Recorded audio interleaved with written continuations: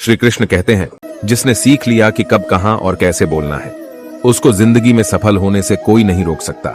एक बात हमेशा याद रखना, इज्जत कभी इंसान की नहीं होती, इज्जत हमेशा जरूरत की होती है। जरूरत खत्म, इज्जत खत्म। हार एक सबक है जो खुद को सुधारने का मौका देती है। गीता में लिखा है, जब इंसान की जरूरत बदल जाती है तब इंसान के बात करने का तरीका भी बदल जाता है। ईश्वर तब खुश होते हैं जब वह देखते हैं कि दुखों के बावजूद भी इंसान उस पर विश्वास रख रहा है। और यकीन मानिए, वो आपके हर विश्वास की कीमत समय आने पर जरूर देते हैं।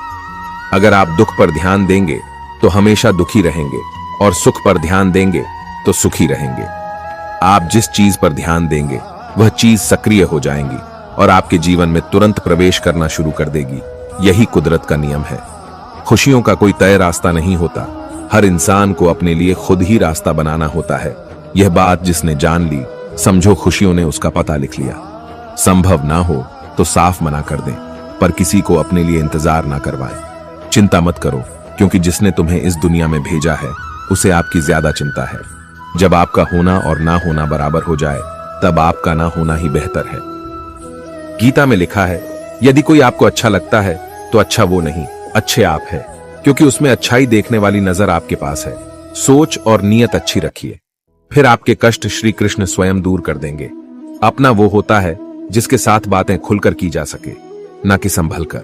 सिर्फ वो लोग आपकी परवाह करते हैं जो आपको तब भी सुन सकते हैं जब आप चुप होते हैं। जिंदगी वो हिसाब है जिसे पीछे जाकर सही नहीं किया जा सकता। इसलिए आज में सुधार करें और पुरानी बातों को अनुभव की तरह इस्तेमाल करें। संकट के समय धैर्य रखना मानो आधी लड़ाई जीत लेना है। दूसरों को समझना बेशक बुद्धिमानी हो सकती है, लेकिन खुद को समझना ही जिंदगी का असली ज्ञान है।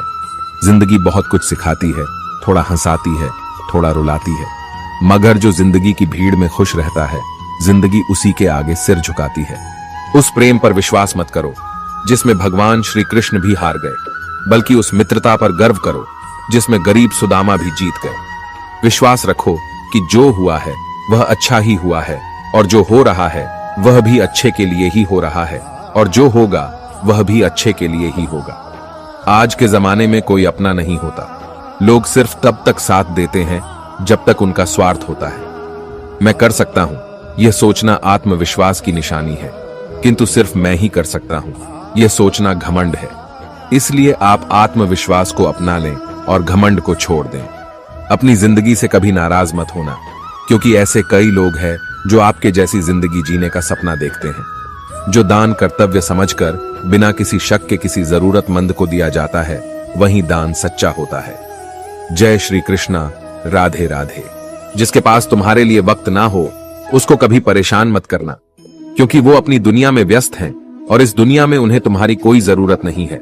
समय कभी नहीं रुकता। आज यदि बुरा चल रहा है तो कल अवश्य अच्छा आएगा। आप केवल निस्वार्थ भाव से कर्म कीजिए और वही आपके हाथ में है। एक बात हमेशा याद रखना, किसी के सामने गिड़गिड़ाने से न मोहब्बत मिलती है न इज्जत। इसलिए अपने स्वाभिमान को जिंदा रखो। जीवन में कभी किसी से अपनी तुलना मत करना। आप जैसे हैं सर्वश्रेष्ठ है।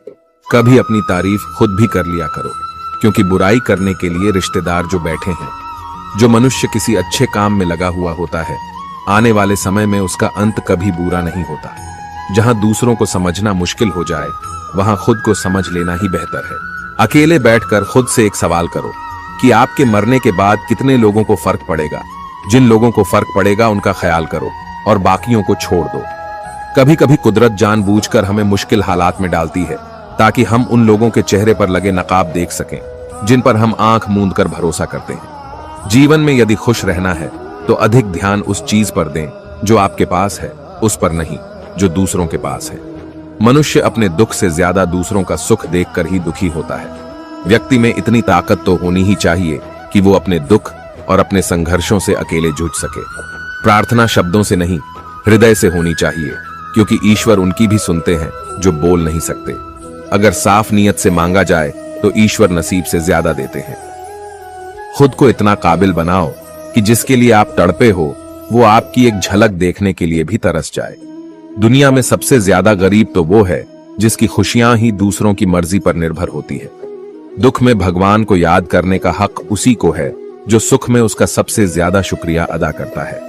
जो आपके साथ दिल से बात करता हो उनको कभी दिमाग से जवाब मत देना।